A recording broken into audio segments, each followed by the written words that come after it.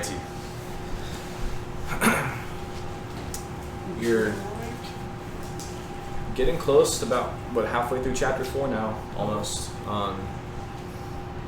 But as usual, before we hop in, let's just do some quick context. Maybe not, it doesn't really matter, but just to get us started, just to get a little snowball going. So the book we've been going through, 1 Peter, obviously, like we've been talking about, written by the Apostle Peter to a group of Christians in the area known today as Turkey. Most likely, primarily Jewish Christians, but I'm sure it's not just them. But the main immediate context of this audience is that they are undergoing some sort of suffering, whether it is physical or whether it is verbal or whether it's external or there is internal struggles going on. There seems to be some sort of opposition that these people are facing, and that seems to guide most of what Peter talks about in his letter, and ultimately breaking everything down. There's kind of commands of how not to be and how to be, and the kind of mindset that we need to adopt to be able to carry that through.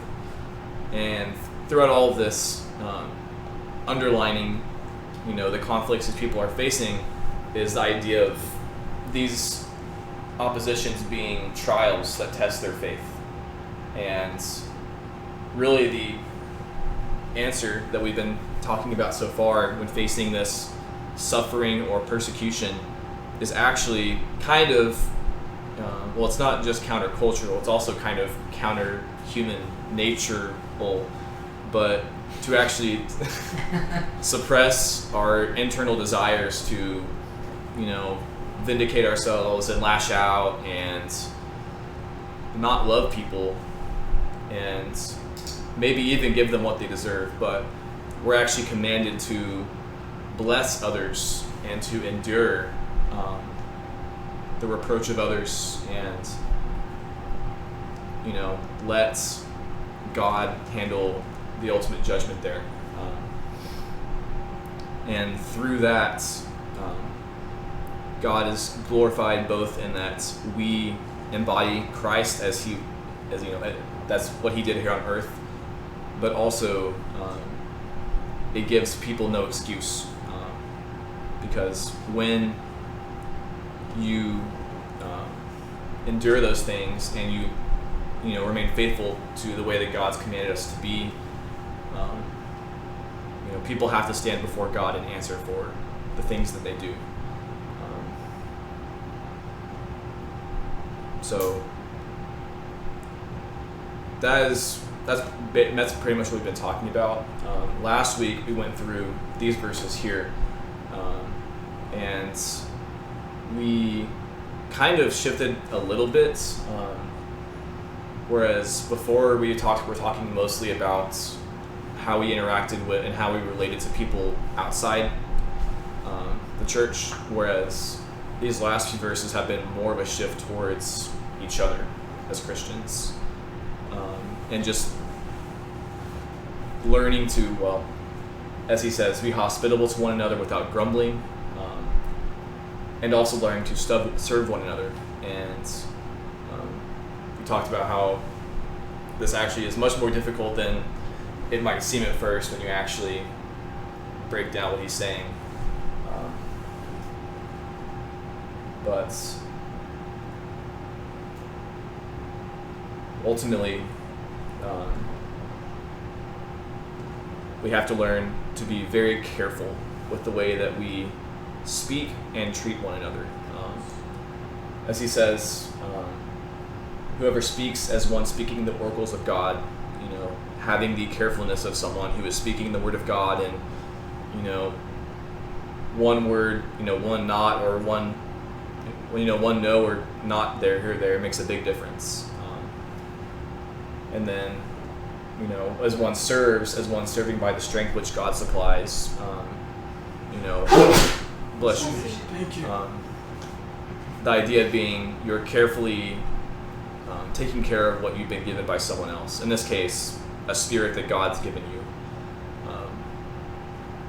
It's not just something of your own property that you can. Oh, it's fine. I can do whatever I want with it. No, when someone else gives you something, it's your obligation to nurture it and take care of it. And so, if it's God's spirit that is empowering us to love one another, then you have to do that well. And that pretty much leads us into our text for tonight. Did anyone else have anything to add there? There's just one thing that I would add, and it's not really a correction at all. It's just a rewording. There's one thing that you said. You said like we need to, in regards to like personal vindication and vengeance. You said we need to suppress those like feelings and like do something different. And suppression is exactly what you're supposed to do, because suppression is just like a synonym for like denying, right? Denying yourself. But I was gonna say maybe rewording it just a little bit more, just because in our modern culture people don't like the idea of suppressing feelings. Even though there's an important aspect to doing it, but the main reason people don't like the whole idea of suppression is mainly because it's like you're just like not putting it anywhere. It's like you're bottling it up. Whereas whenever the Bible is talking about suppressing stuff and denying yourself, really it ultimately comes down to a perspective shift, right? The reason we don't have to take vengeance is ultimately because we trust there is a God who is the ultimate final judge, and He will do that for us, right? And so, like I said, this isn't a correction or anything. I was just like wanting to maybe just explain it a little bit more, just because, I don't know, if somebody's watching online, and if they haven't been here for the whole thing, just to clarify. We're not just bottling up these emotions and being like, oh, right, I know I have, because then it's almost like it's not, like then it's hard to explain, like especially what he's going to say starting like verse 12 and stuff, where he's like, don't be surprised by the fiery trial. It's like, it seems like you're just bottling up a whole lot of stuff, which doesn't really seem feasible. But the thing is, it is feasible, because the reason you're denying yourself and the reason you're suppressing it is because you realize that you don't know as much as you think you do. And you're choosing to trust that God knows better.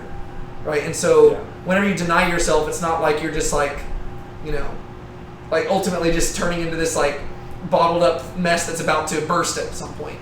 Yeah, it's that that's true. You're exchanging one thing for another, if that makes sense. Well, yeah, because I guess the opposite of that is that you're submitting to God's will, essentially. Yeah. It's an act of submission, in a sense.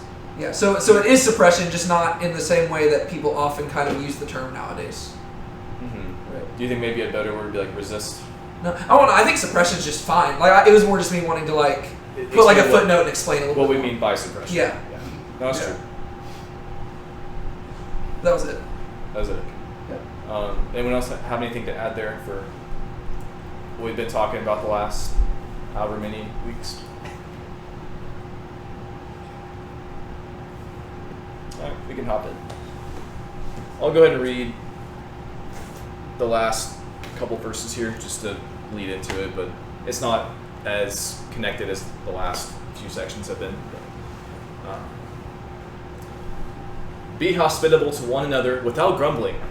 As each one has received a gift, employ it in serving one another as good stewards of the manifold grace of God. Whoever speaks, as one speaking the oracles of God. Whoever serves, as one serving by the strength which God supplies, so that in all things God may be glorified through Jesus Christ, to whom belongs the glory and might forever and ever. Amen. Beloved, do not be surprised at the fiery trial among you, which comes upon you for your testing, as though some strange thing were happening to you. But to the degree that you are sharing the sufferings of Christ, keep on rejoicing, so that also at the revelation of His glory you may rejoice with exultation. If you are insulted for the name of Christ, you are blessed, because the Spirit of glory and of God rests on you. Make sure that none of you suffers as a murderer, or a thief, or evildoer, or a troublesome meddler. But if anyone suffers as a Christian, he is not to be put to shame, but is to glorify God in His name. For it is time for judgment to begin with the house of God. And if it begins with us first, what will be the outcome for those who do not obey the gospel of God? And if it is with difficulty that the righteous is saved, what will become of the godless man and the sinner? Therefore, those also who suffer according to the will of God must entrust their souls to a faithful Creator in doing good.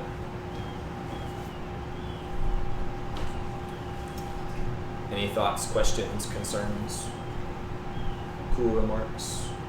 Talking about denying yourself and pick up your cross, verse 12 through 19 is like a really good like example, like step-by-step example on how to do that.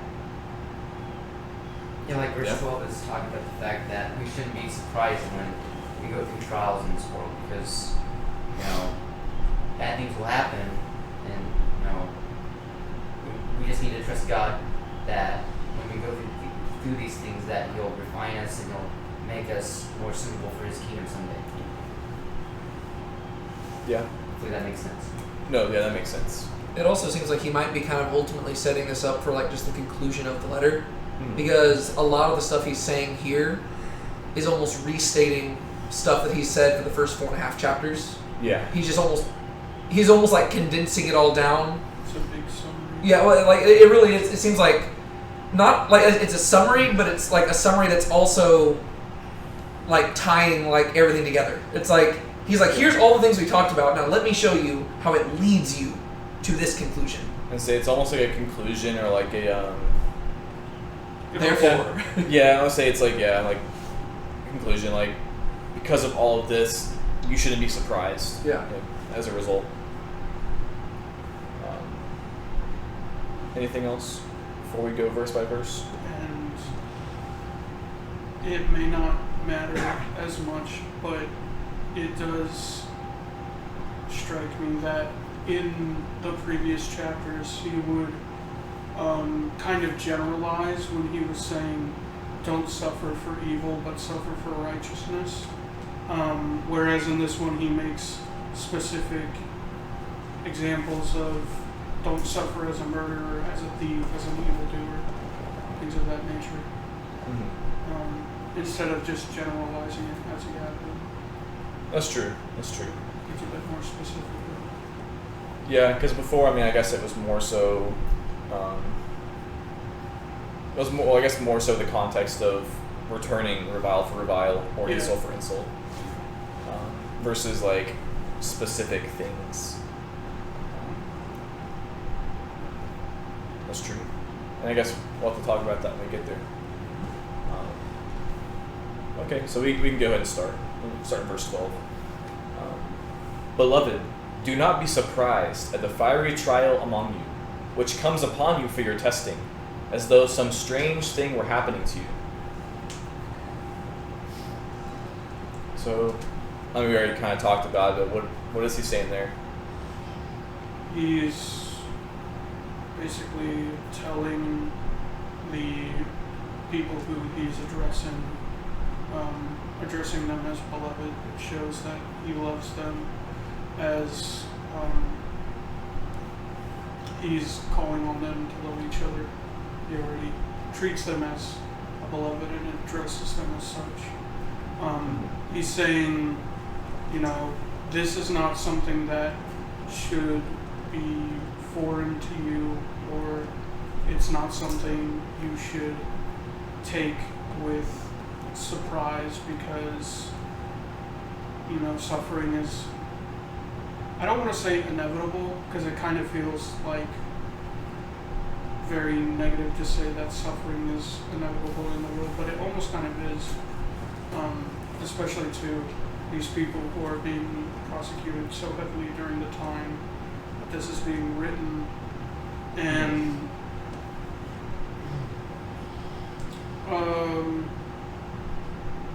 I do the fiery trial. I wonder if that means the persecution that they're currently undergoing, or if that means the day of judgment that's bound to happen in the future. I think it's probably it's talking about the persecution they're currently enduring, right? It's more talking about what is currently going on right now, because it says it comes upon you for testing, right? So it is ultimately to shape them. And sorry, was it something else you were going to say in addition to that? No. Okay. I was Because I didn't want to cut you off.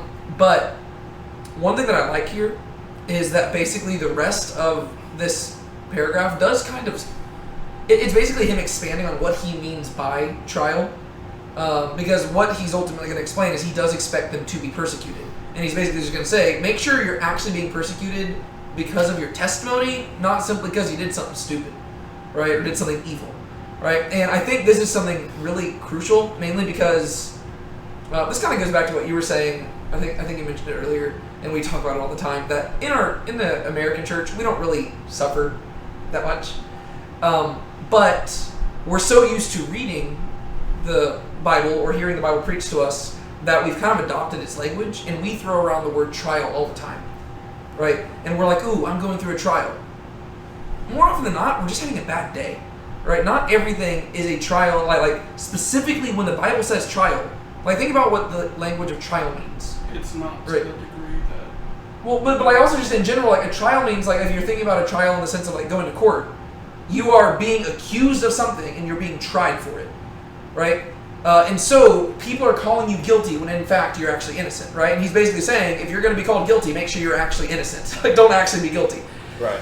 Whereas for us, a lot of times we just turn bad days. We're like, oh, this is a trial. Well, no, that's just a bad day, right? What he has in mind here is whenever you specifically suffer for the sake of Christ, which I don't think as Christians we really, like in America, we really don't have to do that a whole lot, right? And that's not to say that those other things don't test us. It's just not what he's talking about right here, right? I mean, yes, everything tests us, right? And it's not just the bad days that test us. The good days test us too, right? That's the issue. For some reason, we only realize we're in the middle of a test on the bad days, when in reality, it's the good days that test us more, because on the good days, we're so easy, like it's so easy for us to not focus on God, right? And so in reality, every single day is a test. But whenever it says trial right here, it's not simply talking about having good or bad days or anything, whereas we use that language a lot. You know, we're like, oh, we all go through trials. Yeah, I get that. But not the trials that he's talking about here. Right here, he's talking about suffering for the faith, and that's ultimately what he's going to get at in verse 16. But if anyone suffers as a Christian, right? And when he says as a Christian there, he's not simply saying you happen to be a Christian and you're having a bad day. No, he's saying the suffering is coming as a result of being a Christian, right? That's really important, I think. And then just one other thing, and then we can actually just start breaking it down. Mm-hmm. I love that he used the word beloved there, because there is a way where you could read this entire paragraph and it almost sounds like a drill sergeant saying, pull yourself up by the bootstraps and stop complaining, right? He's like, you need to just go through it and don't complain. But him using the word beloved there changes the emotion with which you read these words, right? Like he's not saying, don't be surprised by the fiery trial. Like he's not yelling at them. He's just saying, guys, like I'm saying this in love because I love you. You can't be surprised by this, right? This is what Jesus warned us about. You need to know this is going to happen, and you need to be prepared for it, right? And so, like, I just love that he uses the word beloved there because it just shows where he's coming at this from, right? He's not doing it like a drill sergeant trying to get people to just be tough. He's speaking as a loving leader or a father figure almost, just trying to, equip his children to be ready to face difficulties in life. So that's all I got to say about that. Yeah, I mean, I don't know how important this is, but just because sometimes like breaking down like the words, but like the actual the literal wording here is it's the don't be surprised at the burning coming upon you for a testing. Mm-hmm. The word there for testing, it's usually translated as temptation, but it kind of means like temptation or a trial. Yeah. But I don't know. I guess to me there's something cool about the way he words it, where it's like, don't be surprised at there's a burning, it's a burning, but it's specifically for the sake of testing. And it kind of makes me think back to the beginning of the letter, because I mean all these words are kind of coming back. I mean, he doesn't use the exact word there because we translate it as fiery trial, but it literally means fire or burning. But the idea of a fire for testing, it kind of goes back to chapter 1 a little bit.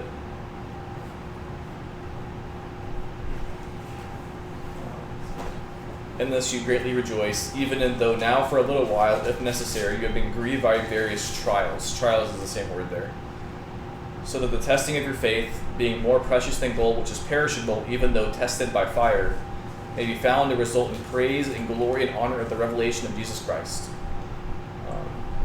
A lot of the words there are very similar.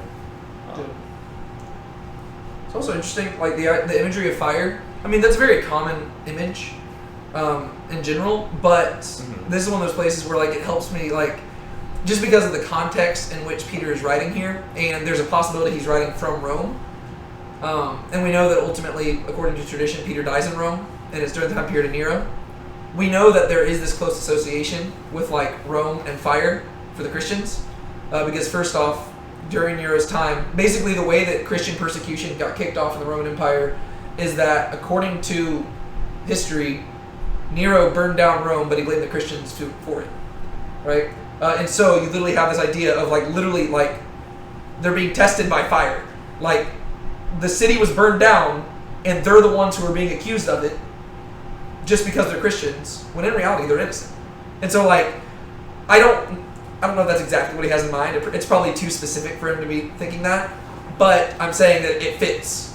Like it just like, you know, like if this were UPS, they would ship it because it fits. So but then also, Nero is the one who would literally set them on fire and like hang them up in the streets.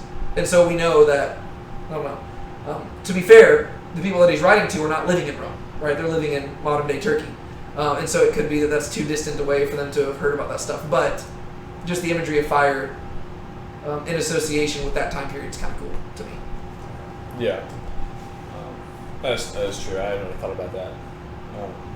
Another thing I like kind of makes me think of, which I don't know if it's necessarily add anything new to what we've been talking about, but like if you kind of think of like what he's asking us to be versus what he's asking us to not be, like the idea of someone being like, because he says as though some strange thing were happening to you, and the surprise, the word there kind of means like to think of as strange, almost like alien. The imagery of someone who considers a fiery trial as something that is like strange is the idea of, well, someone who's not acquainted with it, right? How do I word this? So, I mean, unfortunately, I think that the more I try to describe it, it kind of just sounds like me, or like, you know, like a lot of modern day Christians. But like for us, like what we've been kind of talking about is like we haven't really been having to endure a lot of like suffering or like persecution or like really any like hard testing. And so like when those things do come up, we kind of do treat them like they're a rare, strange sight. But what it seems like Peter's mindset is that someone who is actually living for Christ, especially among all the opposition, is that they're fairly acquainted with like opposition, you know? Yeah.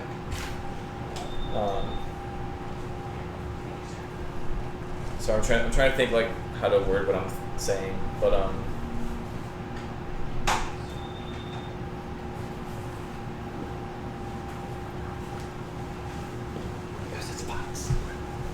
Yeah, I don't know if this ties into what you're saying, Sean, but it's kind of like, I was talking about this last week with the whole Olympics thing, right? Where it's like Christians, like we have this like persecution mindset, right? Which is a real problem because it shows like, it tells us that we're getting the wrong message out of the Bible, right? Because the Bible is like, this isn't the only place where the Bible says don't be surprised, right? No, like the whole New Testament is saying whenever you suffer, that should be the expectation. But for us, we've adopted this like persecution mindset where even when we're not being persecuted, we try to find places where we are being persecuted, and then we complain about it. Which means that it's like we're getting the entire wrong message from the Bible than what we're supposed to get. Because like we're not being persecuted, yet we're acting like we are, and then we're making a big deal out of it, which is the exact opposite of what we're supposed to do. Like we're supposed to actually be persecuted. And then whenever we are persecuted, we're supposed to not be shaken by it, because greater is he who is in us than he who is in the world. And we just shouldn't be, like, it shouldn't affect us, right? I mean, like, the apostles, they rejoiced, right? They were literally hooping and hollering, and they were, like, so excited to be counted worthy to suffer for the name. And, like, it's not that they enjoyed the suffering itself, but they rejoiced at the opportunity to suffer, right? Because they're getting to share in Christ's afflictions, and if he died for them, what an opportunity to, die for him as well. But like, I don't know, like it just annoys me how we always act so surprised. It's like Jesus says persecution is coming, and we're like, persecution is coming, and then persecution doesn't really come, but we're like, oh no, we're being persecuted. Like, I don't know, it's just like it's very frustrating to me, because I don't think there's a worse way to give a personal testimony about Christ, because an atheist can sit down and read the Bible and just be like, wow, have any Christians read this? Because I don't think any of us like play it out how we should. Right.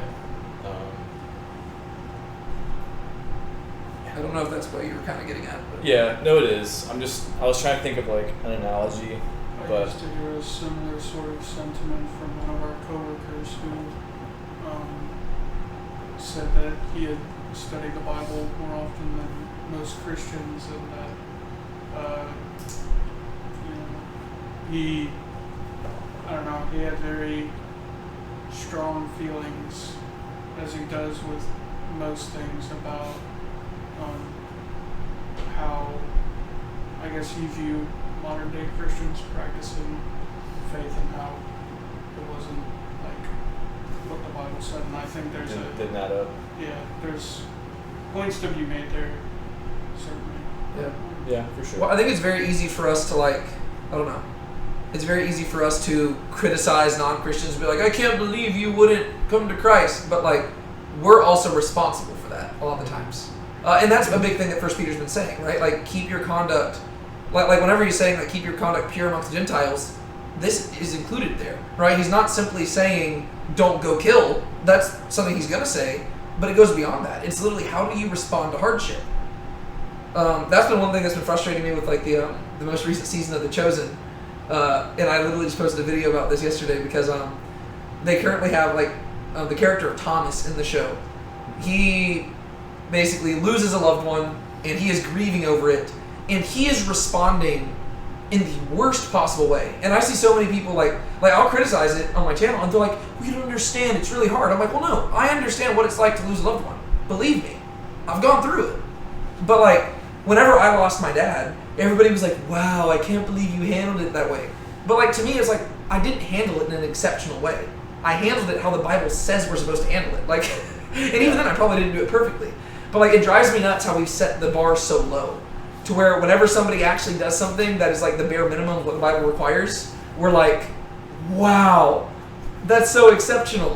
Whereas like, whenever somebody isn't responding how the Bible does, we just make excuses for it. Well, that's why people don't come to the faith, because as Christians, we're not setting a good standard, right? Because of us, the name of God is blasphemed amongst the nations, right? Like that's our fault, right? People don't fear our God because we don't fear our God. Like that's the, I don't know. Sorry, I could rant about that for a while. That's a good point. Yeah, no, it's definitely true though.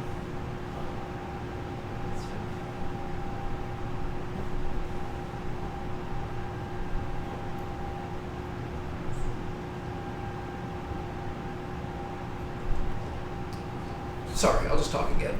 Yeah, no, you're good. Another thing that's really cool is who's writing this letter? Peter, right? Think about this, right? He is saying, do not be surprised at the fiery trial among you, which comes upon you for testing, as though some strange thing is happening to you. And he's going to just talk about how awesome trials are and how great it is to have your faith tested. This is the dude who denied Jesus 3 times the night before Jesus was killed. Right? I mean, this is the guy who wasn't even willing to associate himself with Jesus whenever a slave girl asked him whether or not he knew him. Yet somehow, decades later, he's over here telling people, guys, hardship is good. Trials are a blessing. And you gotta ask, what changed? Right? Like somehow this guy is different. And you would think that if anything, he would get worse, because literally he denies Jesus 3 times. The next day, Jesus dies. And so if anything, you would think that he would become more of a scaredy cat, because he's like Jesus' right-hand man.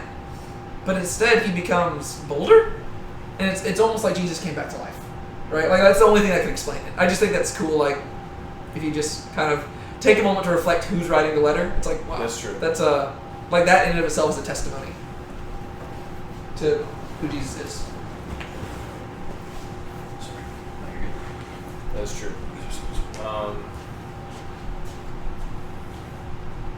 I think I definitely had something to say, but it escaped me. Oh gosh, my bad. Isn't that no, not like while you were talking earlier. But,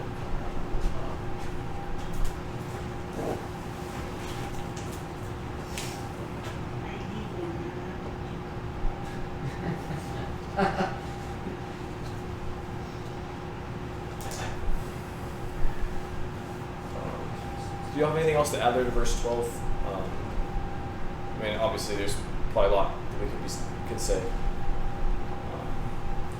Just the reason why the trial comes upon them. I mean, we've kind of addressed it, but God isn't just a mean jerk face who is like, I want my people to suffer. Well, no, there's a reason why.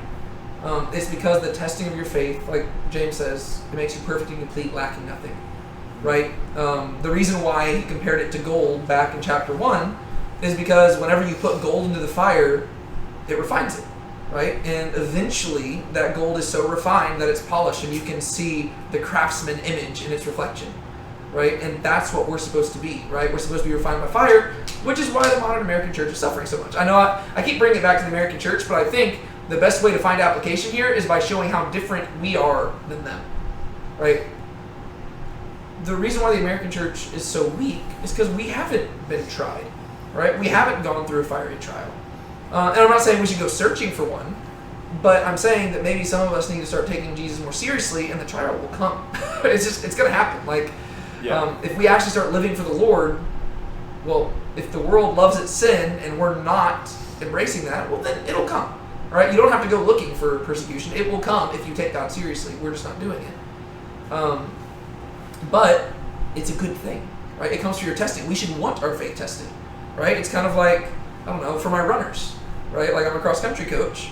It doesn't do any good to just go to practice over and over again. You have to race every now and then, right? You have to have that, like, the work you're putting in needs to be tested, or you're not going to know if you're making progress, right? If you're just kind of just being lackadaisical, you're just going to keep going on jogs. Who knows if you're getting in better shape? You're just jogging, right? You have to be tested, right? And for us as Christians, we're, that's why there's a lot of Christians over here in America who, you know, they've gone to church since they were 4 years old and they're 80, but they're still drinking spiritual milk, right? Yeah. Which is, like, if you just think about the imagery of that, right? That's like an 80-year-old man still suckling at his mother's breast. That's nasty and gross and perverse. Yeah. It's like, well, no. It's like, you should be eating meat by now, right? But it's because we haven't been tested. But that's why it's there, right? The fiery trial is to test you, right? And there's so many places of that throughout Scripture, right? Pretty much any time, like, somebody goes through something bad in Scripture, ultimately it's to show where their faith is at. Sometimes it's as punishment for their lack of faith. Sometimes it's just to test them in general, like Joseph, right? In Genesis. I just think it's interesting, like, why it's there. Like Peter's clarifying why they're going through this. It's not without purpose. Yeah. And if you keep going with, like, the imagery of the gold, also the idea of if that gold's never refined, I mean, in the end, the gold might even look good on the outside, but when it's actually tested at the end, it's gonna fail the test, you know? Yeah. I think, what is it, Paul talks about, like, people, like, barely escaping the flame. Yeah. It's like, I mean, I don't know if that's what Paul's talking about there, but still, I mean, the same idea. You don't want to be, you know, if the testing of your faith is, you know, the gold, you don't want to have, you know, a faith that's just barely escaping the flame. Also, just what it makes me think of is, like, you know, it probably sounds obvious, but for someone who is surprised at a fiery trial that comes on you for testing, to me that, you know, that means that this person is not, like, that their faith isn't being tested, and I don't know, it kind of makes me think of what Paul says in, like, 1 Corinthians, like, let every man who thinks he stands take heed lest he falls. no temptations overcome you that is not common to man. I also think that it can be easy for us to think that we are strong, but it kind of takes a fiery trial, and it takes those trials to kind of make us realize we're not as strong as we think. Yeah, or I mean, think about Peter himself, right? I mean, Peter, I imagine whenever he denied Jesus, that was the lowest moment of his life. But I bet when he's writing this letter, he is so glad that that moment happened. Mm-hmm. Because, a few hours earlier, he had told Jesus, I would lay down my life for you. Well, turns out that was a lie.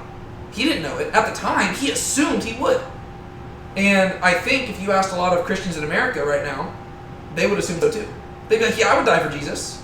Ultimately, you don't know until you've had to make that decision, right? That's something like, I don't know. I've talked about that with my students. We were even talking about that at discipleship group this last Sunday, because we were talking about, how many of you would die for Jesus? And it's easy for all of us to raise our hands, but if somebody were to walk in right now and hold a gun to our heads, how many of us would? Right? I like to think that we all would, but the thing is, Peter, he literally spent 3.5 years with Jesus. He was the leader of the apostles. He thought he would, he didn't. Right? And so, to me, I think that we aren't as strong as we think we are. And so that is why we need to be tested. Because if we're not, I'd rather be tested on this side of eternity than to get to the other side and cry out, Lord, Lord, and he says, you're not in the kingdom. It's like, oh, no. I'd rather be tested on this side so that I have an opportunity to repent. Right? Whereas a lot of people, I think that they're so comfortable in their, just casual, non-persecuted lifestyles that they're going to be in for a real shocker whenever they get there, and it turns out that their faith was not actual faith. Yeah. And I think also, not just like in a, faraway future or maybe near future sense, not only does it kind of help you in the long term because you realize that you aren't as strong as you think, and then you can move forward. I think it's also a matter of even in the day-to-day lifestyle or day-to-day life, how can you possibly hope to actually carry out the things that God commands us to do if you don't have a pretty strong faith?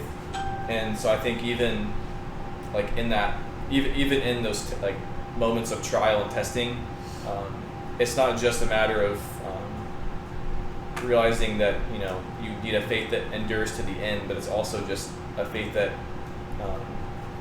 endures daily. I don't know if that really makes sense what I'm saying, but just because even with what we were just talking about, it can be easy to think okay, well, if it only matters for this faraway moment in time, it's easy to put it off. But also especially considering we've been talking about sometimes the even harder stuff is choosing to daily turn away from yourself and choose the will of God and live for the will of God, not the lust of men.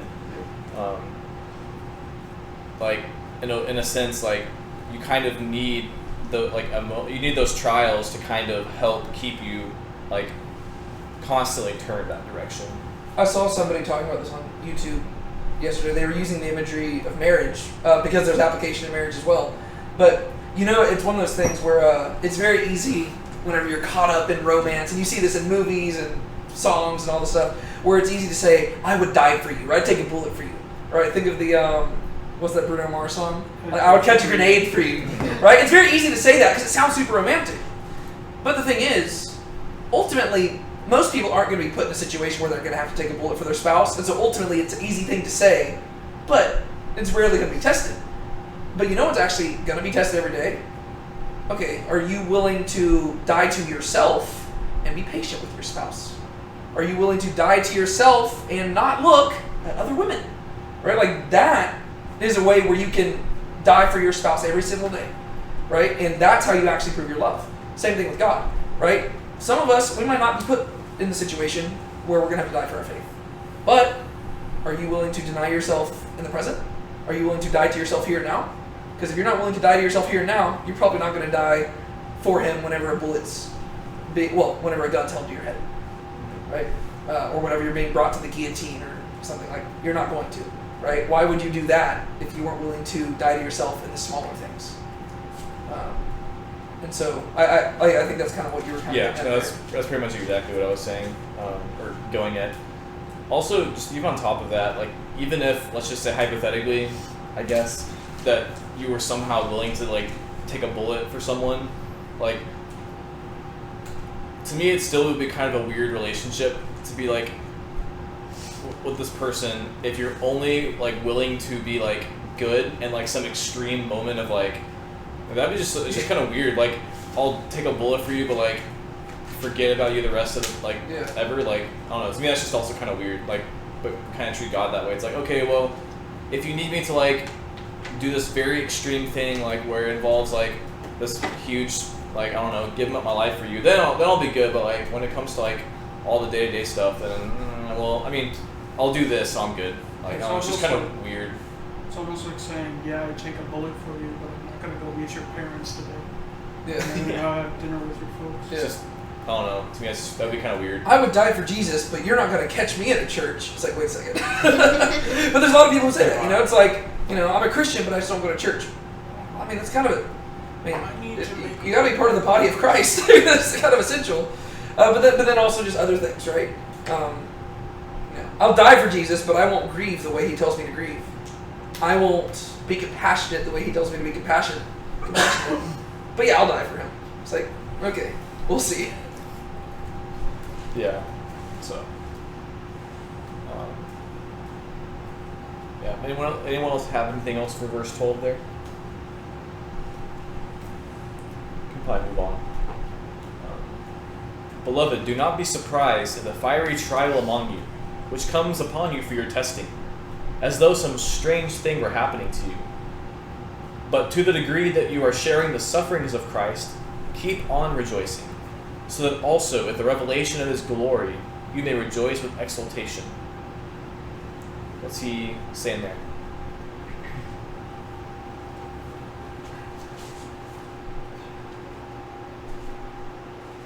What is exaltation mean? That just means, like, I mean, it means basically rejoicing, but it's the idea of like exulting is like crying out in a sense. Giving glory, sort of. Yeah, well, with I think the idea is rejoicing with exultation is like loudly rejoice, like it's not just like quiet. On It's the day not, of judgment, I think it's trying to say that on the day of judgment, when it's revealed to the world the glory of God and the glory of Jesus Christ, those who are faithful to Him will cry out in joy that their Savior has come. We rejoice in the present now, so that our rejoicing will be like exponential when we stand before him on the final day. you may rejoice a lot, not a little, but a lot. I think verse 13 here kind of helps explain that last phrase in verse 12, as though some strange thing were happening to you. He's like, guys, like, because first off, it's not strange, like, you don't have to be a Christian to suffer, right? So in general, suffering is not strange at all.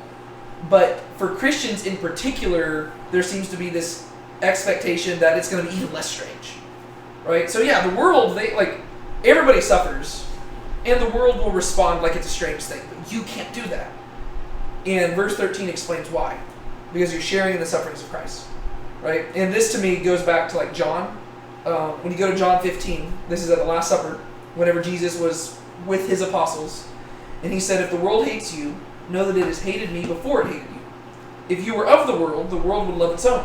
But because you are not of the world, but I chose you out of the world, because of this the world hates you. Remember the word that I said to you, a slave is not greater than his master. If they persecuted me, they will also persecute you. If they kept my word, they will keep yours also. And so, like, basically Jesus told his apostles, hey, the world hated me, and a slave's not greater than his master. And so you should expect, if you are doing the same activities that Jesus himself did, you should expect to receive the same treatment that Jesus himself did. Jesus, just in case anybody forgot, was beaten, stripped down, nailed to a cross.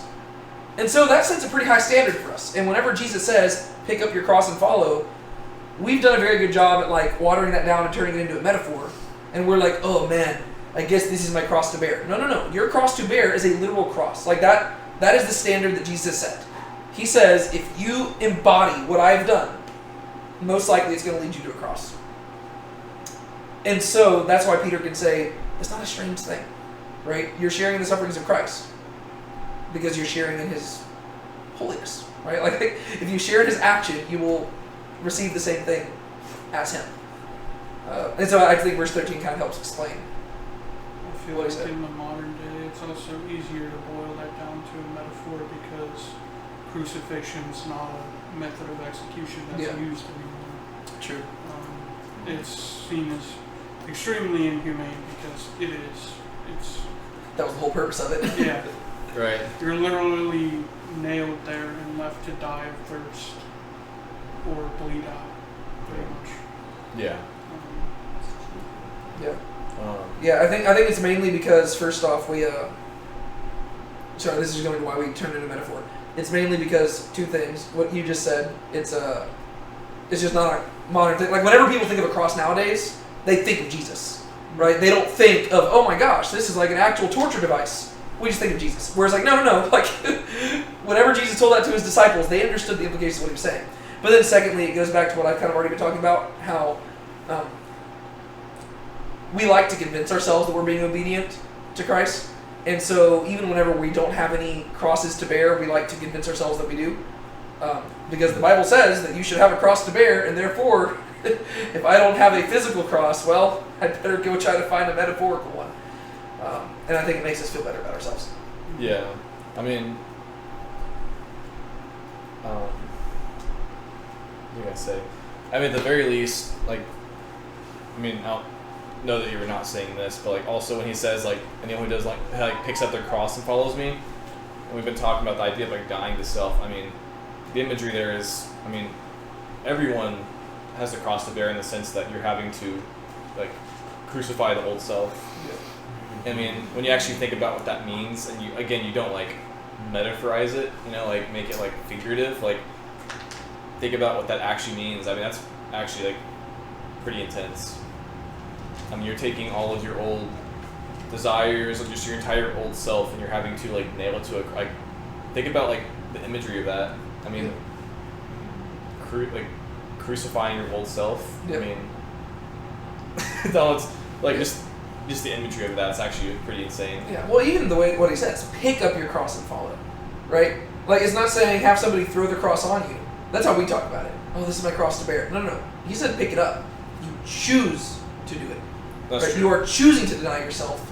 You're choosing to die to the old self, and as a result of metaphorically choosing to die to yourself every single day, there's a potential that it could lead to physically dying as well. Because that's what Jesus did, right? He denied himself every single day, did not sin, led him to the cross. And so, like, I think that's what Peter's getting at here, right? Don't be surprised. This is not strange. Like, if you're doing what Christ told you to do, there should be some pushback. And, I mean, once again, you don't have to force it, right? I mean, there's some people who have been super faithful to Christ, and they made it through without much suffering, which is awesome. Right? If that happens, thanks be to God, you're a lucky one. But in general, he's saying that that's the expectation. Yeah. You should be surprised whenever things are going good. You're like, oh wow, I'm being faithful and I'm not being persecuted? Huh, that's weird. And Yeah. whereas whenever you are persecuted, you're like, yeah, this makes sense. Yeah. You don't want it to be like something where bad things happen and it's like the that one meme with like James Franco's like first time. Yeah, the first time. Yeah. True. I mean, it's just the idea of like, where you go to a neighborhood and like you see stuff and you're like, oh my gosh, that's like happening. Like, never, the first time around the block, huh? It's like, Yeah. you don't want to,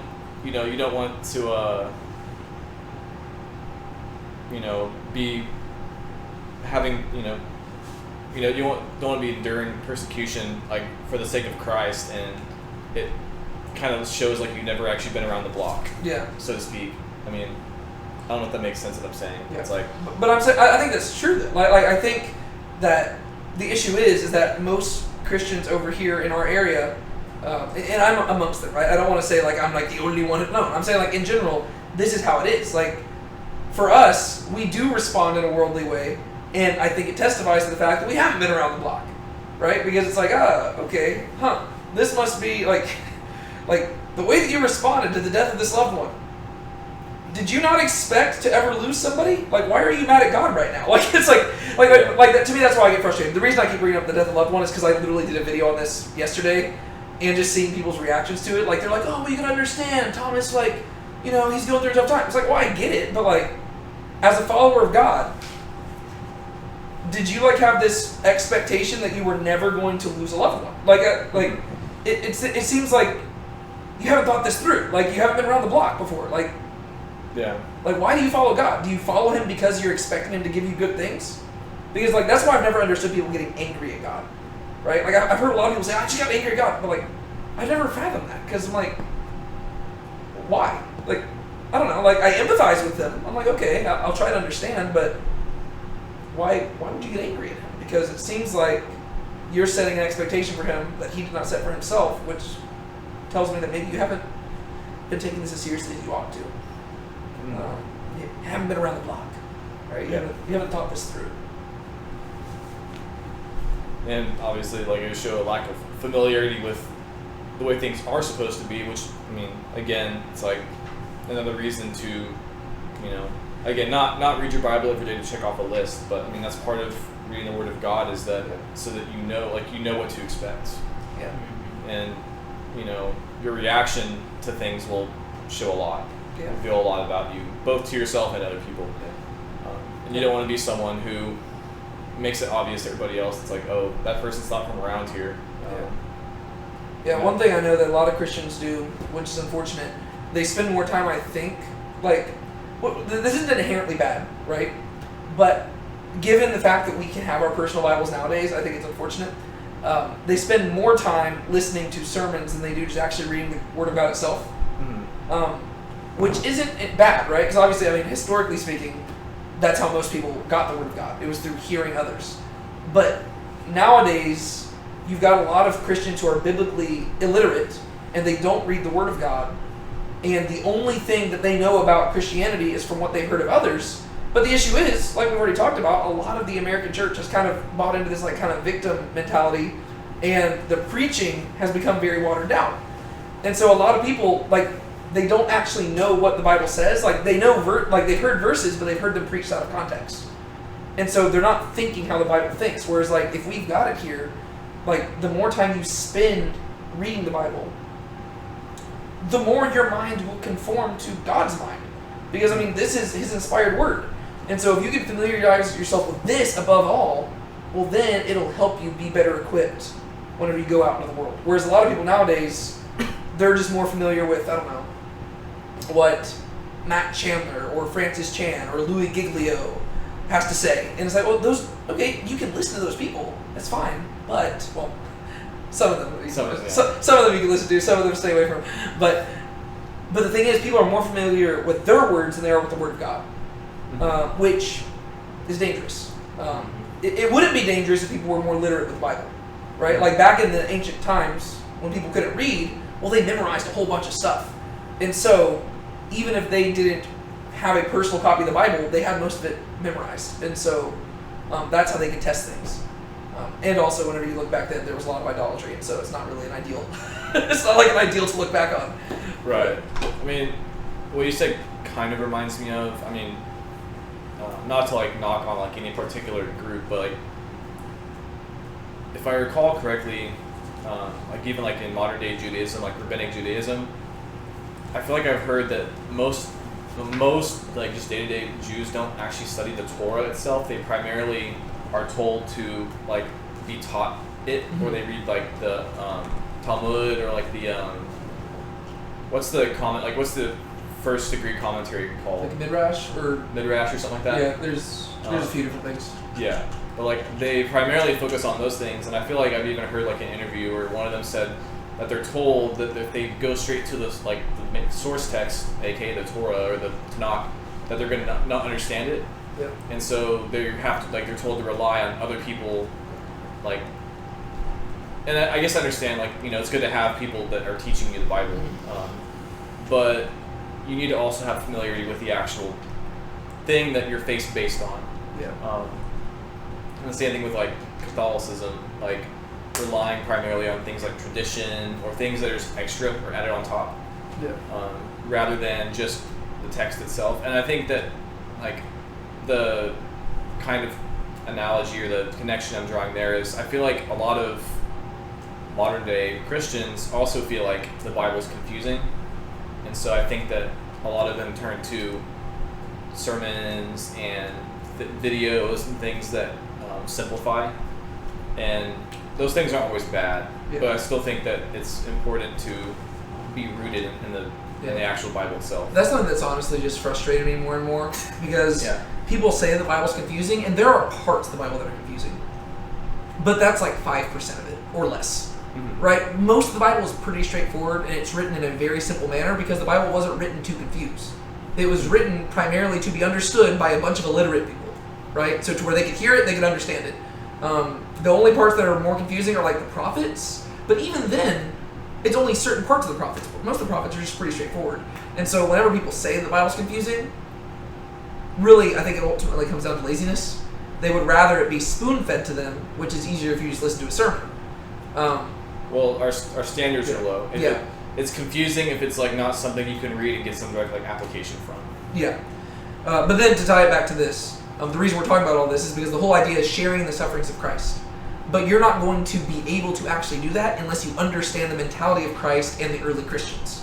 Whereas for us, our mentality is shaped more by our modern culture than it is by the Bible, right? Whereas, like, I mean, even if you go back to like the 1950s, I mean, I'm not saying America was a Christian nation or anything like that, right? But it was largely founded on a lot of Christian principles, which I'm actually, I know this is controversial, I'm proud that we've moved a little bit away from that because it's kind of helped us see who the actual Christians are. Because whenever you mix religion and state, it just becomes confusing because you don't know who's actually following Christ and who's just doing it because that's like what they were brought up as. But my whole thing there is that our system nowadays, like our mentalities just aren't conformed to Christ, right? And so we respond to things the way that the world responds to things, and that's exactly what Peter's arguing against, right? We need to respond how Christ would respond.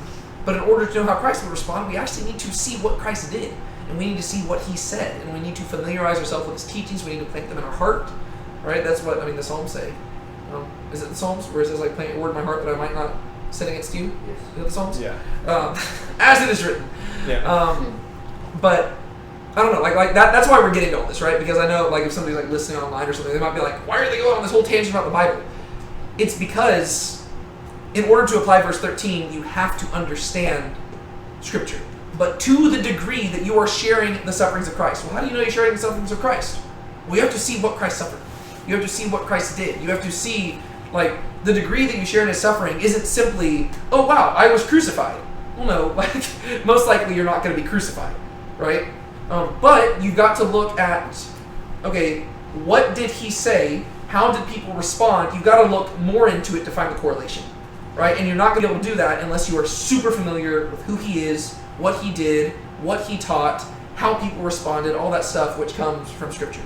So that's ultimately why I'm harping on that. And also, you're not going to be able to rejoice unless you familiarize yourselves with the mindset of the apostles as taught in Scripture. So Yeah. if somebody's wondering why we keep talking about the Bible, it's because you literally can't apply verse 13 without just being more literate and understanding the worldview of the Bible. And I guess the first part of 13 also kind of is, it kind of ties in with the following verses, obviously. But, if I'm reading it right, when it says, "But to the degree you are sharing the sufferings of Christ, keep on rejoicing," to me that seems to kind of go along with the same theme of, like, making sure that you're suffering as a Christian, not as an evildoer. So it's the idea of, like, as long as you are suffering for the sake of Christ, like, in that you should rejoice. Like, not necessarily rejoicing in just meaningless suffering, but, like, in so much as you are sharing in the sufferings of Christ. This isn't the same as like, yeah, I got into an argument with my relative on Facebook because they're not a Christian, and so I put them in their place. Mm-hmm. That's not the same. It's like, no, you chose to do that. That's not suffering. Sharing the suffering of Christ is being falsely accused and being, called guilty when in fact you are innocent, and specifically suffering because of your testimony in Christ Jesus. I also like the wording there. It's just like to keep on rejoicing. I mean, I guess two things there. Like one is that seems to imply that like they already have been, which is nice. I also think it's just nice because the idea of keep on rejoicing is the idea of it's a continuous action, which, as we've been talking about, all of these things they're not like a one-time deal. It's a daily thing. Which also, I guess, means that if the rejoicing is a keep on rejoicing, but it's relative to the degree that you're sharing the sufferings of Christ, they probably both go hand in hand. Does that make sense?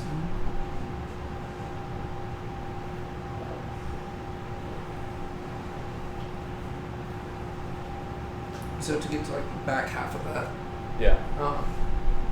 to the degree that you share the sufferings of Christ, keep on rejoicing, so that also at the revelation of His glory.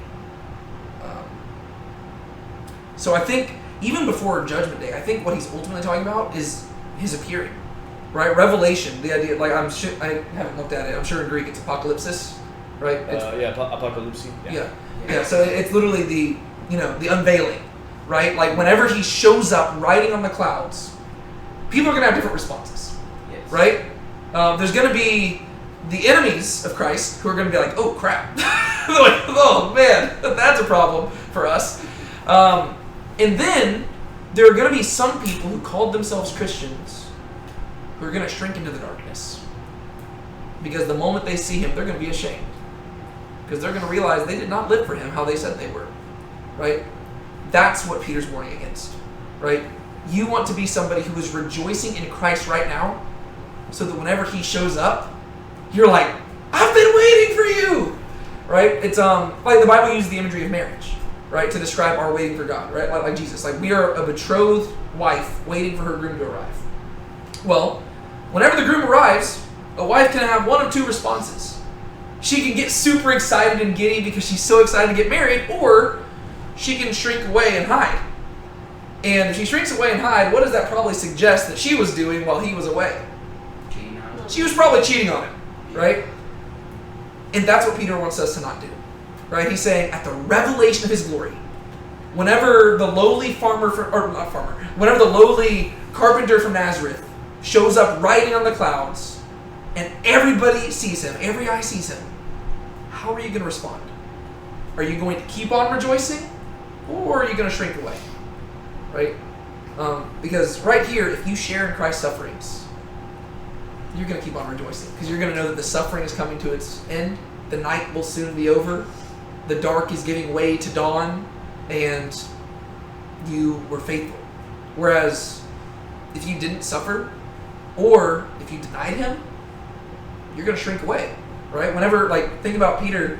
Whenever he denied Jesus 3 times, that was whenever Jesus was on trial. Right? And it says that right whenever he denied Jesus the 3rd time and the rooster crowed, it says that Jesus was being led away, or it just says that Jesus looked at him. Right? And they made eye contact. And then it says Peter left and he was crying. Right?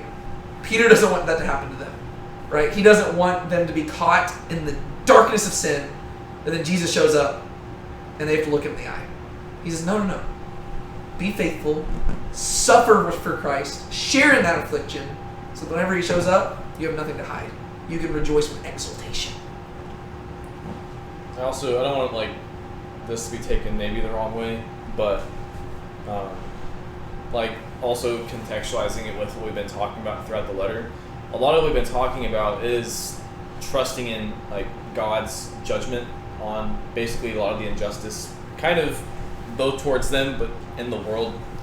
And I think that another thing going on here is also rejoicing, because at the revelation of His glory, when Jesus returns, the whole thing is that justice will be met, and whether that means that the wicked are going to get what they deserve, or whether it means just the restoration of all things and the the unbrokenness of the world order, essentially. I mean, those are all kind of part of, God's judgment in a sense.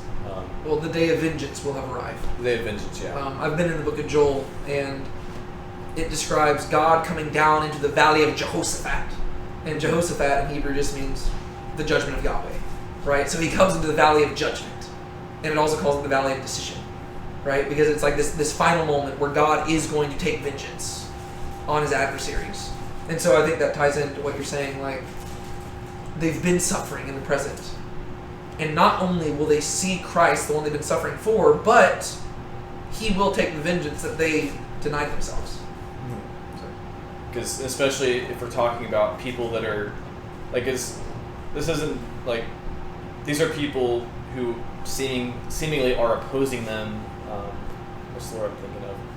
Like, if they're opposing them as, people who are Christians and they're being faithful Christians, I mean, this kind of is exposing them as like true enemies of the cross. They're not just anyone who's like, oh, well, I didn't know. Like, these are people who, if we're doing our part right, they are knowingly going against, the people of God.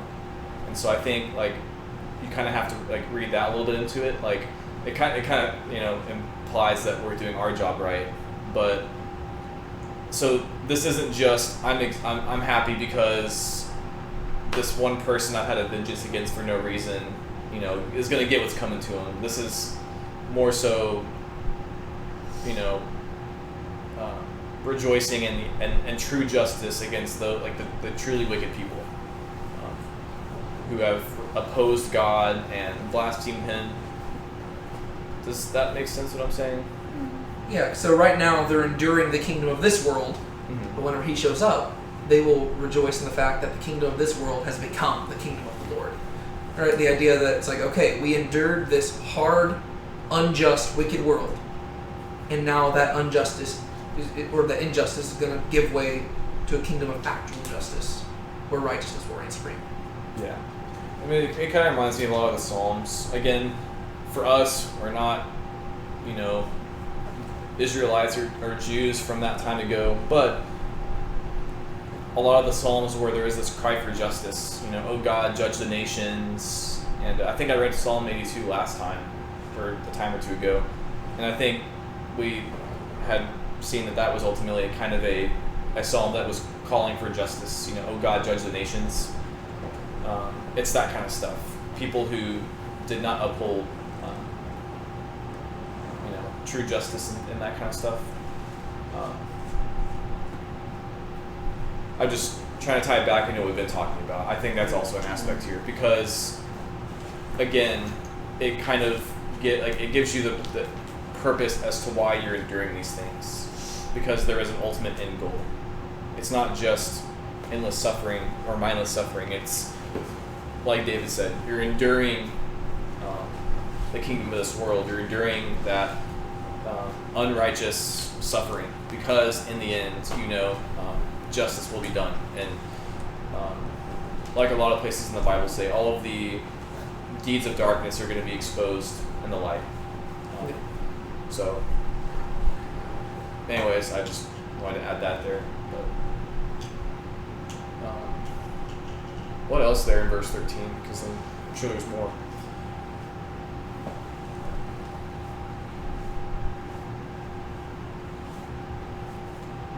I just can't help but be excited about the revelation of his glory. Like, just as I don't know, like, it's just so casually mentioned there, like, the confidence that Peter has in it, right? He doesn't go out of his way to defend the fact that it's going to happen or anything. He just takes for granted, this is going to happen, right? Because this is a guy who has seen some stuff happen, right? Like, he's seen a dead man come back to life. He has seen so many things. He saw Jesus ascend into heaven. He knows he's coming back. And so for him, like, I don't know, like for us, we didn't see Jesus. And so, like, it's easy for us to talk about the fact that he's going to return, but for us, like, there's this extra element of faith to it because, we didn't see him the first time, and we haven't seen him the second time, and so it's easy for us to just, like, almost talk about it in just, like, abstract terms. Mm-hmm. Whereas for him, this is a very physical thing that he confidently expects. And I just think it's cool. So that also at the revelation of his glory. Like, he's like, it's going to happen. Like it's just around the corner. And you don't want to, you want to rejoice then. And I just think it's cool and exciting. And I sure hope that it happens sometime soon. But so has every other Christian for the last 2,000 years. And so Right. we'll just That's see if true. we're the lucky ones. And who knows? Maybe we'll get to suffer for our faith. Yeah. Anything else there for verse 13?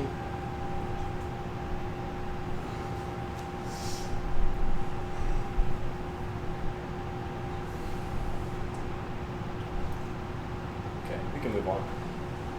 But to the degree that you are sharing the sufferings of Christ, keep on rejoicing, so that also at the revelation of his glory you may rejoice with exultation. If you are insulted for the name of Christ, you are blessed, because the Spirit of glory and of God rests on you. What's he saying there?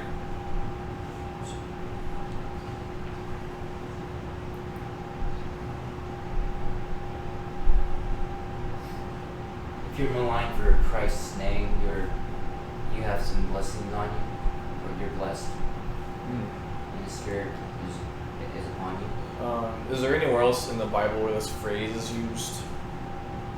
I don't think he's necessarily quoting, but there is somewhere else where the same exact phrasing is used. I don't know if that's going to help us at all. You're talking about like the Beatitudes? No, I'm talking about the actually the second half. Okay. And the Spirit of God resting on you. And like I said, I saw like how it was referenced, or not referenced, but there is a exact same wording in Isaiah 11:2. I don't know if it's gonna be like the same usage, but in Isaiah 11:2 in the Septuagint, it's the exact same, like the Spirit of God resting on him, on Jesus. Isaiah 11:2. It's not where it says like the Spirit of God is upon me. Like Here. Isaiah 11:2. That's Isn't that where it's like? I thought that was like those who walk in darkness have seen a great light. No, that's chapter 7, I think. I don't know.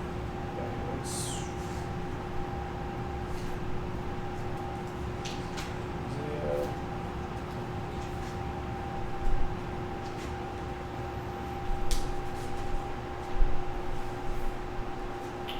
11:2 says, "The Spirit of Yahweh will rest on him, the Spirit of wisdom and understanding, the Spirit of counsel and might, the Spirit of knowledge and the fear of Yahweh." What is the first verse? A shoot will come up from the stump of Jesse. Oh, there you go. Okay. From his roots, a branch will bear fruit. Okay. I knew that Isaiah 11 had like a messianic thing, but I couldn't remember how it started. That's the okay.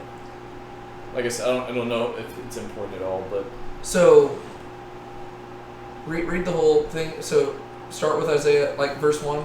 Like I don't know, read like the first 3 verses or something like that. yeah. So Isaiah. So chapter 10 ends by saying, "Behold, the Lord Yahweh of hosts will lop off the bows with a terrible crash. Those also who are high in stature will be cut in pieces, and those who are lofty will be made low. He will cut down the thickets of the forest with an iron axe, and Lebanon will fall by the mighty one. Then a shoot will spring from the stem of Jesse, and a branch from his roots will bear fruit. The Spirit of Yahweh will rest on him, the Spirit of wisdom and understanding, the Spirit of counsel and might, the Spirit of knowledge and the fear of Yahweh. And he will delight in the fear of Yahweh. And he will not judge by what his eyes see, nor render a decision by what his ears hear, but with righteousness he will judge the poor, and decide with uprightness for the afflicted of the earth. And he will strike the earth with the rod of his mouth, and with the breath of his lips he will put the wicked to death." And there's more, but Okay. Yeah, I could see how that could tie in a little bit because, first off, so Isaiah chapter 10 is ending with an oracle of judgment, right? That's proclaiming that ultimately God is going to judge his people, but also he's going to judge the people who afflict him, which ties into this a little bit.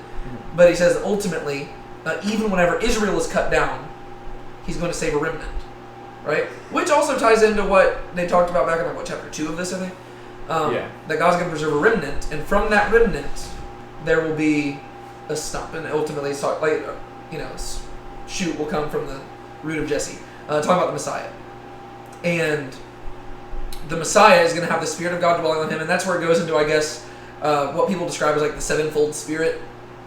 So like whenever Revelation says like the seven spirits of God, people typically associate it with that passage because it says like a spirit of that, like the Spirit of God will rest upon him. Counsel, might, knowledge, fear. Yeah, so it's got like seven things, and so people will say, okay, well that's describing attributes of the Spirit, and I guess if you just kind of logically follow this, Christ left the Spirit to us, and so we should also have the Spirit resting on us. And so if we are sharing in Christ's sufferings, well, that means that we are embodying in ourselves what Christ embodied, and so we are following in the footsteps of the root of Jesse.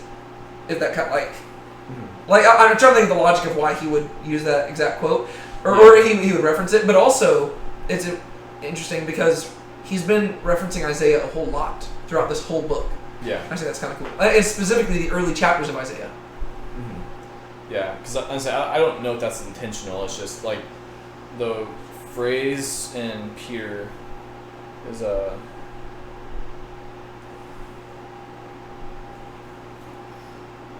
yeah, so it's the Spirit. So it's the Spirit, like the tesdoxes kaitoteu pneuma, humas, anapawatai. So like the of glory and of God Spirit upon you rests. Whereas in Isaiah it's kai anapausetai ep auton pneuma toteu pneuma. So and then all the other attributes, but so it's the same wording. But yeah, I would assume he's doing that to tie in the just tie in the fact that we are supposed to be like Christ, because he says in verse 13, you are sharing the sufferings of Christ. Verse 14, you are insulted for the name of Christ. And so then he pulls this phrase that describes Christ, right? According to the scriptures, the Christ is somebody who would have the Spirit of God upon him. And so if you are doing what Christ did and are receiving the same response that Christ received, and you are being insulted for the same reasons, it looks like you've received his Spirit. Which is important because a big question that people are always asking is, how do you know that you have the Spirit? Right? And different people have different answers for that, right? Pentecostals will say that you have to speak in tongues and stuff like that. Whereas it seems like, according to Peter here, the way that you know that you have the Spirit is whenever you go through stuff like this. Right? If you're persecuted, well, there you go. Good job.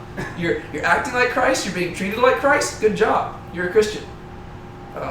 yeah, because Christian just means follower of Christ. Yeah, and it's like, I guess in Romans how Paul talks about like us being like baptized into like, is it into his life and into his death? I'm trying to remember the wording there. But whenever we were baptized in Christ, we were baptized into his death, so we be raised up into his life. Okay. Just maybe somewhere else where it talks about like basically like identifying with him. If we were identifying in a death like his, then surely it would be like in a resurrection like his. I think that's what it is. But still, the idea of being identifying with Christ is, identifying with his sufferings and with his sufferings and his reaction, his responses, right? Kind of both of those things, like to be received and to react or respond the same way of Christ. To me that makes sense. Like, that would imply the Spirit of God is resting on you. Well, it makes me think of Stephen in the Book of Acts, right? It says, doesn't it even say he was a man who was full of the Spirit? I think so. And whenever he's dying, he literally sounds like Jesus. Like he says, I'm looking up to heaven and I see the Son of Man standing in the clouds or something like that. And then he says, like, Father, do not hold this against them. And so, like, he is suffering for the sake of Christ, and he's suffering. He's being insulted for the name of Christ.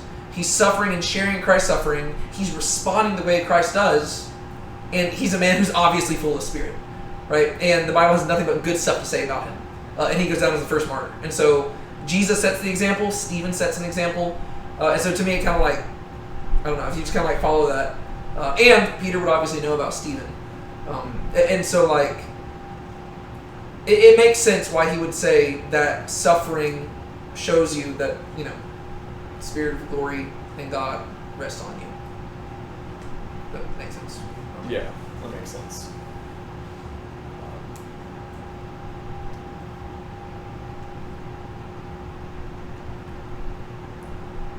I mean, it's kind of cool. I mean, I guess you could maybe say that in this case, like, whereas the Isaiah passage had like all these specific things lined out, I mean, really, I feel like glory does kind of encapsulate all those things, because all those things like encapsulate like the like, because I mean, I guess glory in and of itself isn't like a specific attribute.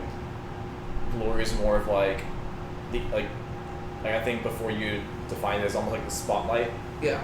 Like, to have glory isn't like a specific trait, whereas like having wisdom, like having understanding, having discernment, judgment, those are all like things, attributes, but together those all like in the glory of God, God's like They point back to him. they point back to him. Yeah. So like when Jesus, the Spirit of glory, the revelation of his glory, he's going to have all those things. So I don't know, that's kind of cool. Just to, I guess, tie it back even more to that passage. You know, it's like he doesn't use all those words, but glory kind of captures all those things. Was glory in that? No. No. I thought it was 6. There were 6 things, but you said it was. Well, I think it's because whenever it says Spirit of God, they include that as one. Oh, okay, Yeah. okay. Because I was confused by that in the past too. Because I was like, how did they get to 7? But I'm pretty sure they just include Spirit of God as one of them or something like that. They do something weird with the numbers. Mm-hmm. Yeah, wisdom, understanding, counsel, might, knowledge, and fear. Okay. And I mean, really, in all the Psalms and stuff, especially like things like the counsel of God and the wisdom of God.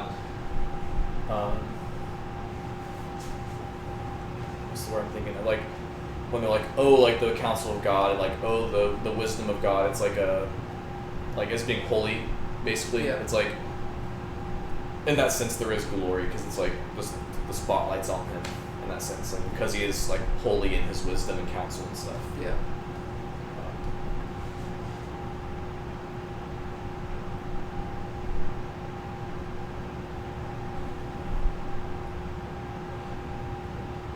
What else there in verse 14?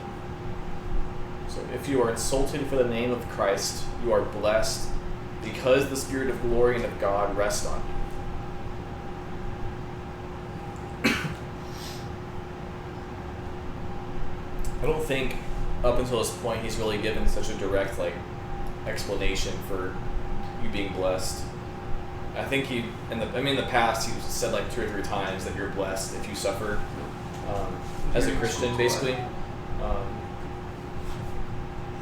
don't know how important that is, but just noting that. I think it's the first time he's really just said because this specific thing. Well, I think that's significant mainly just because it highlights what he means by blessing. And what he means by blessing is not what we typically mean by blessing. Yeah. Right? He's not saying, don't worry, dude. Like, you'll get money for it or something. Sorry, every time I hear the phrase blessed now, I think of that one song like the I'm so blessed, hallelujah, I'm blessed. Oh. That song which drives me absolutely bonkers. Yeah. And if you go, like, I think I've talked to you all about this, but if you go look up the music video for that song, and I'm going to criticize these people a little bit. I'm sure they're great people. I have no idea. But from an optics perspective, it doesn't send the right message, I don't think. Basically, it's a Christian band, right? I think it's called Cain. I don't know anything about them. They could be amazing people. But in this song, they're singing that they're so blessed, and it's just a bunch of just like, you can tell they're like upper middle class white people, probably upper class white people, because the house that they're in where they're filming the music video is like a super fancy house, kind of retro style, and I don't know if it's their house or anything, but like literally the whole music video culminates with them diving into a pool with all of their like electric like instruments and stuff like that. And the whole song is literally just them talking about like how blessed they are. And to me, I watched that and I'm like, wow, I think that as a church we have vastly misunderstood what the word blessing means. Because we think of it in terms of physical prosperity. Like, I'm so blessed, therefore I can take all this fancy equipment and jump into the water, because why not? Whereas, think how different that song would hit if it was filmed over in the Middle East where Christians are being persecuted. And as they're being whipped, they're singing, I'm so blessed. Hallelujah, I'm blessed. Like, that hits different, right? But that's what's being talked about here, right? It's not, don't worry, dude. If you suffer, God's going to make you win the lottery. No, he says, you are blessed because the Spirit of glory and of God rests on you. That in and of itself is the greatest blessing. You have the Spirit of God. What more could you ask for? A Spirit that gives you love, joy, peace, patience, kindness, goodness, faithfulness, gentleness, self-control, and so many other things. You got that. What else do you need? That's the blessing. Right? And if you're not satisfied with God, then you probably don't deserve anything else. We don't deserve anything as it is. But I think that's cool. Like, I'm glad that he explains blessing there, because, I don't know, naturally the human heart craves more. We're like, what? I only get the Spirit of God? It's like, well, no, that's a blessing. That's amazing. Like, it's worth suffering just so that you can get that. Like, or, I mean, that's not why you get the Spirit, but it's worth suffering just to know that you've got it. If that makes sense. Yeah, that makes sense. And I mean, in the example that you mentioned about the video, I mean, not anything against them specifically, but I mean, as far as our understanding of blessing, I mean, the irony there is that in a sense, the things that are sometimes called blessings may actually be the opposite, because sometimes those things actually just blind us and make us comfortable. And it's like, depending on what we're talking about, I mean, that might directly hinder your walk and your faith. So like, those things actually would be technically a curse in a sense. You really never know if something's a blessing immediately, right? So somebody will say, oh yeah, I've been really blessed by God lately. I got a job promotion. Well, let's see how that job promotion goes, right? If it draws you closer to God, then yes, it was a blessing. If it distracts you from God, maybe it was a test and you didn't know it, and you failed. Yeah, well, like the Peter example, I mean, when he was denying Jesus, he wasn't like, I'm so blessed. Yeah. But, you know, after he could look back on it and realize what it did for him in the long run, then he was probably like, yeah, I'm blessed. I had to go through that, and, you know, I didn't enjoy it, but ultimately it led me where I needed to be and led me to where I am now. And that's the cool thing about it. Like, even our worst moments can become blessings if we learn lessons from them. Right? That's the neat thing about that, because, like, ultimately, Peter denying Jesus was not a blessing. But it became one because he learned a lesson.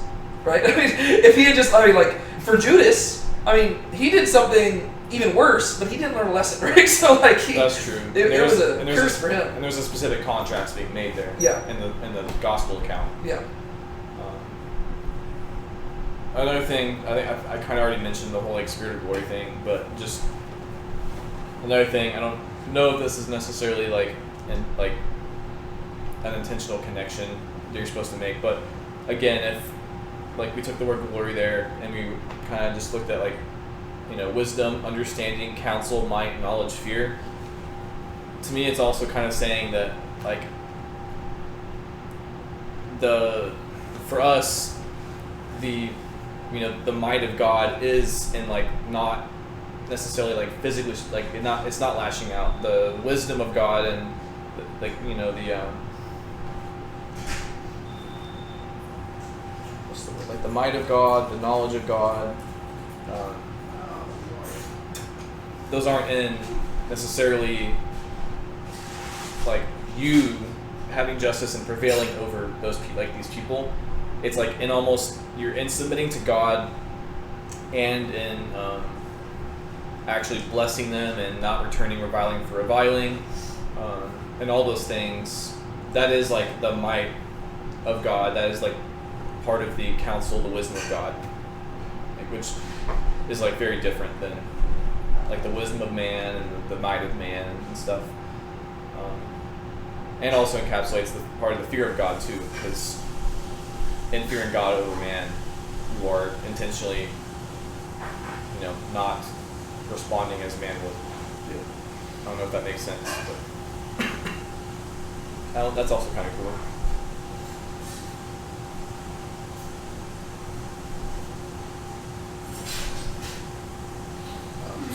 Anything else there for verse 14?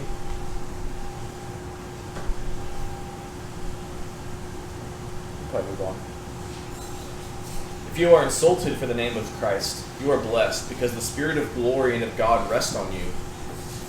Make sure that none of you suffers as a murderer, or thief, or evildoer, or a troublesome meddler.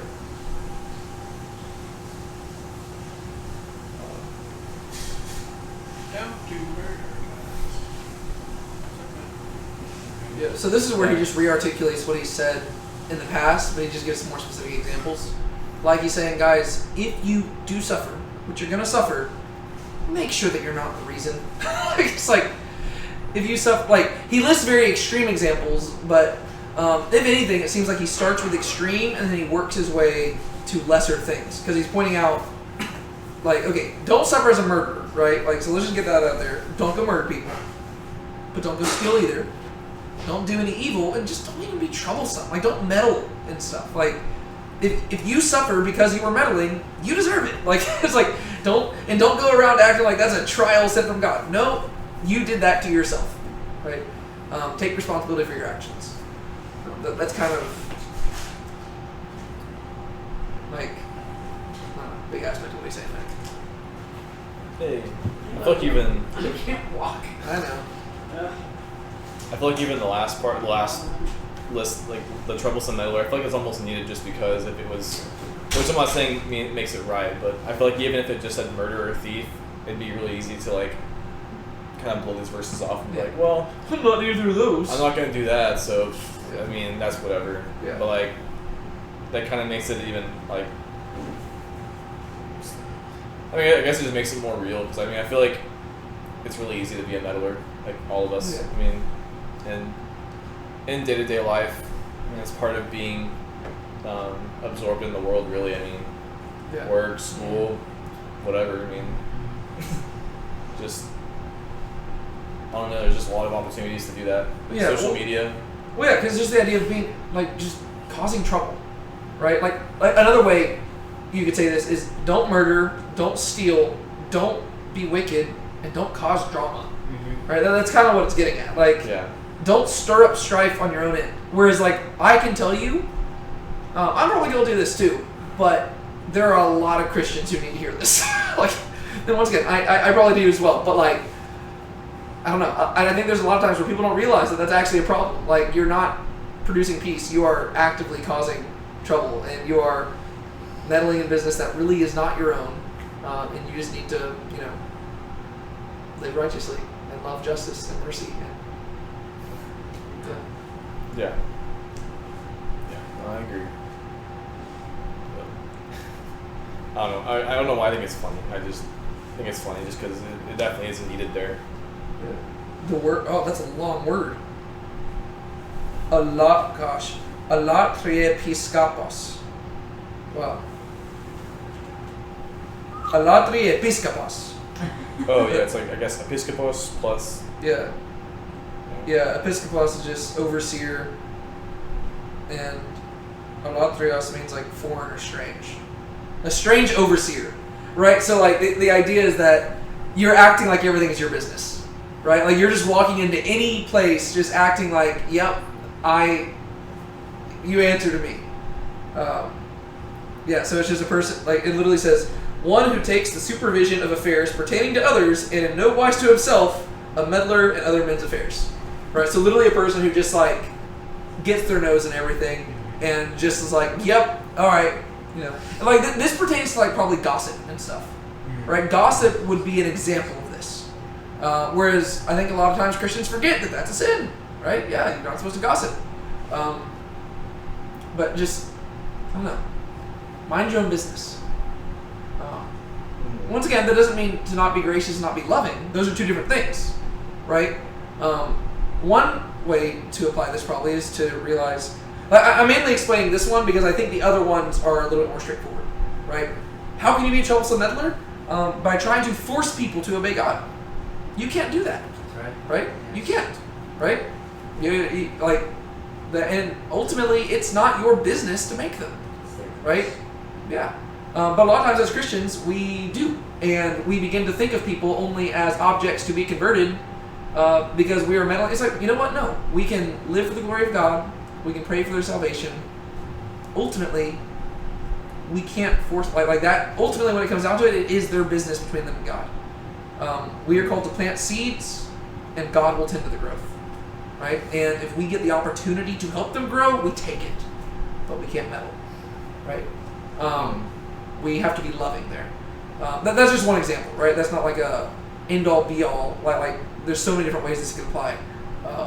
Honestly, I'm going to be thinking about this over the course of the next week. Just being like, I feel like there's so many. I don't know. That's just like a phrase you don't see. This is literally the only time it shows up in the whole Bible. Yeah, this one. I'm not sure his commentary, but the writer seems to refer to those who, with holy but intemperate zeal, meddle with the affairs of the Gentiles, whether public or private, civil or sacred, in order to make them conform to the Christian standard. So, yeah.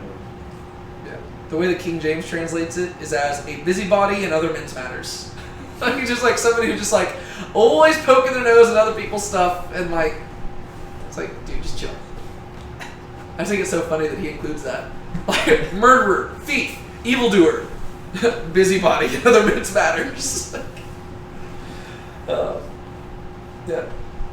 I'm trying to figure out which one, like what those all have in common. Just because he like uses such a specific thing at the end there. If you go into verse 16, but if anyone suffers as a Christian, he is not to be put to shame, but is to glorify God in his name. Maybe it's because ultimately, so if the contrast is glorifying God, right? So shining the spotlight on God. Verse 15 is somebody who's shining the spotlight on themselves, right? A murderer, he only thinks about himself. So to him, the only person whose life really matters is his own. So he'll kill somebody. Right? A thief, he doesn't honor other people's property because the only person whose possessions matter is his own. Right? He wouldn't like it if somebody stole from him, but he'll steal from somebody else. An evildoer, why do they do evil?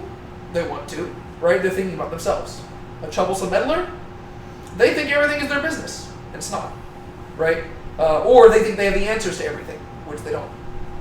And so each of those, in verse 15, I guess, is shining the spotlight on the self. They're glorifying themselves. Whereas if anyone suffers as a Christian, you don't have anything to gain from that, right? You're not going to have a spotlight on you. Instead, you're going to be pushed down into the mud, which sounds pretty shameful, but don't worry. You're not going to be put to shame because you're going to glorify God. And that's what he says in verse 16. Yeah. I think the word for evildoer there is probably the same as the one that we read in like the Psalm 34, against those who do evil. Oh, look. I can't remember if it's like evildoer or those, because it says those who do evil, but it's at least from the same Greek word. I'll look into it.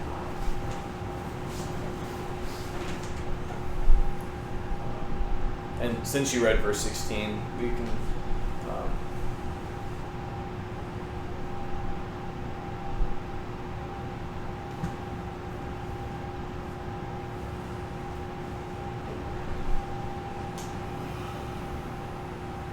Same root.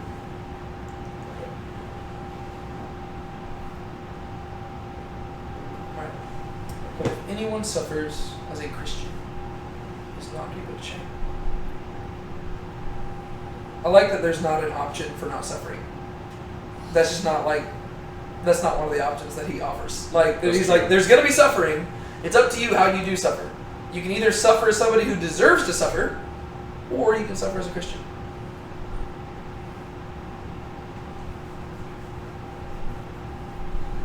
And also the implication would be that you will be put to shame for all the things in verse 15. Because you actually are guilty. Yeah, I was going to say, I guess that's the implied. Yeah. Which makes sense, right? If you murder, I mean, like, yeah, you're going to be put to shame. You're going to be in prison, you're going to be embarrassed. Thief, same thing. Evildoer, same thing. Troublesome meddler, you might not be thrown in prison for it, but you're going to be really embarrassed when somebody calls you out on it in a social gathering. It's like, so he's like, dude, mind your own business. This has nothing to do with you. You're like, oh, whoops. Yeah. I also, because I feel like, I mean, at least the way that the Bible uses the word like put to shame, I think, I mean, a big aspect of it is just kind of being wrong. Like, at least when I'm thinking back on like the Psalms and stuff, it's like those who wait on the Lord will not be put to shame. And the idea is, you know, God will fulfill what He's promised, and so, I mean, you're not going to be like, there's a sense of like you're not going to be disappointed, but also like, you know, whenever God or Jesus promises to come back and He comes back, you're not being put to shame because you're basically He was right, you were right. Yeah. So it's like in the same way, kind of like what we talked about before, you know, living like conducting yourselves excellent among the Gentiles, so that nothing they slander you, God's glorified. It's like, you know, if they slander you as an evildoer, and you are an evildoer, then like, I mean, I guess you're right, or they're right, but like you're wrong in the sense. So like that's, they were kind of like being put to shame would mean. Whereas if you're being slandered as an evildoer, but you were right in the end, like you're not being put to shame. Yeah. Just like tying it back to earlier verses, but.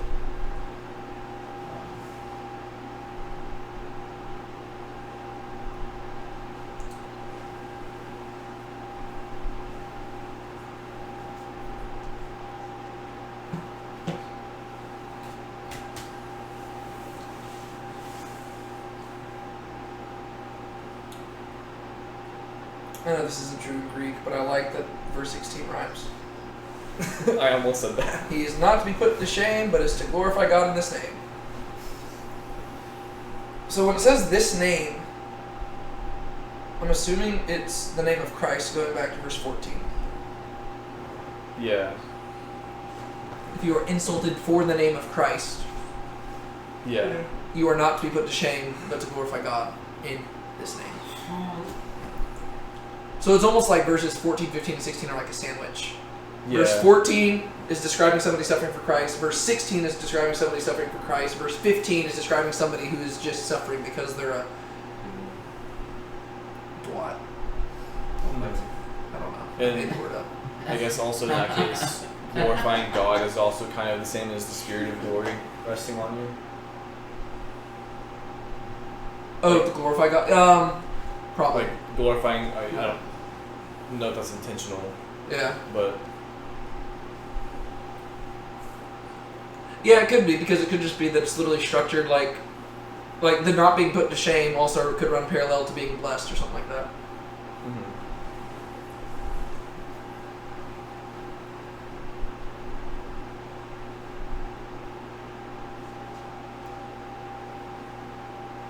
But I think ultimately what it's getting at there, but if anyone suffers as a Christian, he is not to be put to shame. But then I think ultimately it's also, I think this last part is a call to action, right?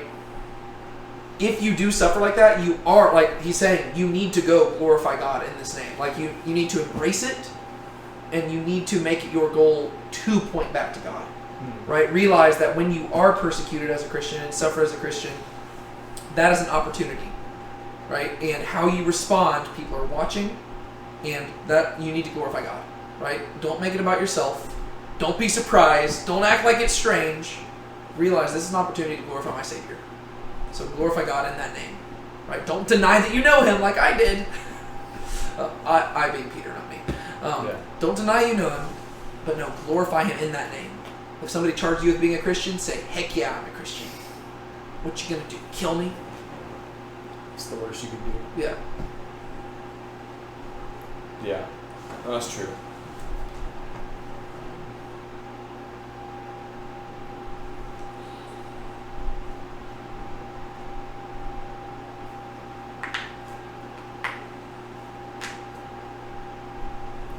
Anything else there from verse 16?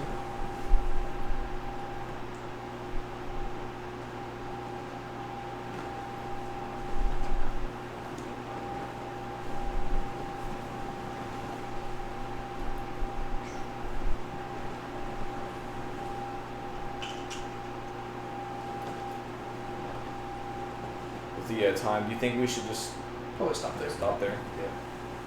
I think it's probably a good stopping point because it'd be fun to go in the next verse. Yeah. Save it for next time. Yeah. I guess I can just probably read it real quick, but just. Sure. But if anyone suffers as a Christian, he is not to be put to shame, but is to glorify God in this name. For it is time for judgment to begin with the house of God. And if it begins with us first, what will be the outcome for those who do not obey the gospel of God? And if it is with difficulty that the righteous is saved, what will become of the godless man and the sinner? Therefore, those also who suffer according to the will of God must entrust their souls to a faithful Creator in doing good. So that's a sneak peek of next week. Sneak peek in next week. Love these times. I do. Oh yeah. We're real poets here. We are. Cool. Any last thoughts or conclusions or application points or? Don't be murdered. Don't do murder. There you go. Don't kill another Don't human steal. being Don't because do murder. everybody's And everybody's selfish. don't be a Dwight. Be in the water. There you go. Love others instead of wish over them. Yeah. Alrighty. Does someone want to pray us out then? Dear Lord, thank you so much for bringing us here tonight to study your word. Help us, Lord, to apply these truths to our life, and help us to, if it comes to suffering, Lord, for your name, help us to do it with joy. Let us be rejoicing when you come back, and look forward to our life in the new heavens and the new earth. Please keep us safe the rest of the night.